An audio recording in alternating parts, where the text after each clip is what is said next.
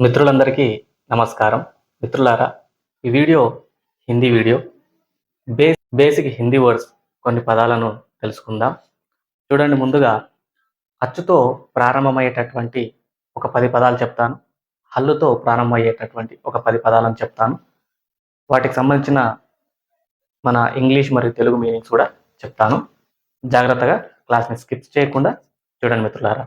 చూడండి, ముందుగా మొదటిది అబ్.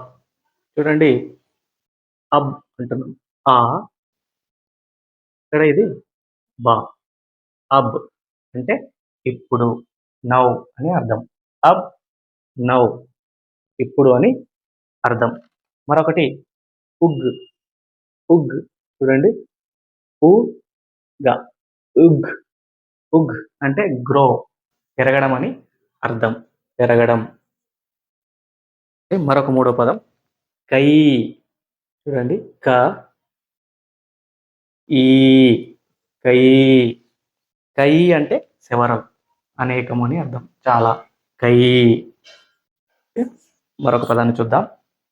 ఆజ్. చూడండి, ఆ, ఇది జ. ఆజ్. ఆజ్ అంటే టుడే, ఈ రోజు అని అర్థం. ఆజ్. మరొక పదాన్ని చూద్దాం. నయే. నయే. చూడండి, నా, ఏ. నయే. నయే అంటే కొత్తది, న్యూ అని అర్థం. నయే కొత్తది, న్యూ అని అర్థం. తర్వాత గై. గ,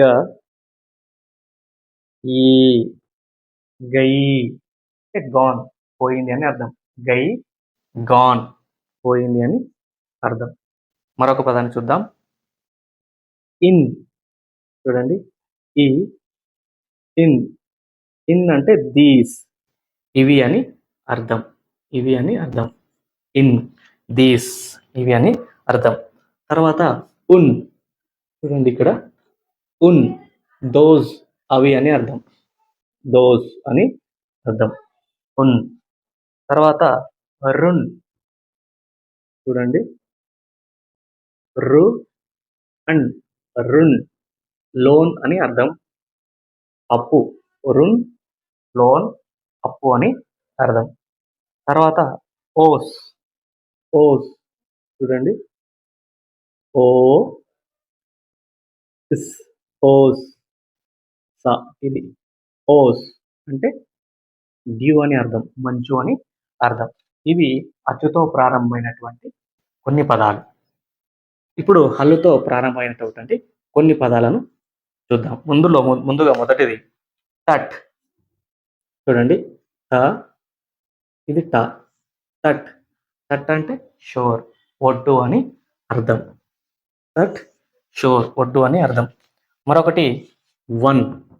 చూడండి, వా, అన్, వన్. వన్ అంటే అడవి, ఫారెస్ట్ అని అర్థం. మరొకటి హమ్. హమ్. ఇక్కడ హ, ఇది మా. హమ్. హమ్ అంటే మనము, వి అని అర్థం. డబ్ల్యూఈ, వి లేదా వి. హమ్, మనము. తర్వాత కబ్. కబ్. కబ్. కబ్ అంటే వెన్, ఎప్పుడు అని అర్థం. ఎప్పుడు, కబ్. తర్వాత పర్. పర్ అంటే ఆన్. ఆన్, పైన అని అర్థం. పర్ అంటే ఆన్ అని అర్థం. హౌ ఎవర్ అని కూడా అర్థం. తర్వాత లర్. లర్. లడ్. చూడండి, ఇదంటే ఫైటింగ్, కొట్లాట అని అర్థం. పోరాటం అని కూడా. లడ్, పోరాటం అని కూడా వస్తుంది. మరొక పదం చూద్దాం. సచ్. చూడండి, సచ్. సచ్ అంటే ట్రూత్, నిజము అని అర్థం. మరొక పదం చూద్దాం.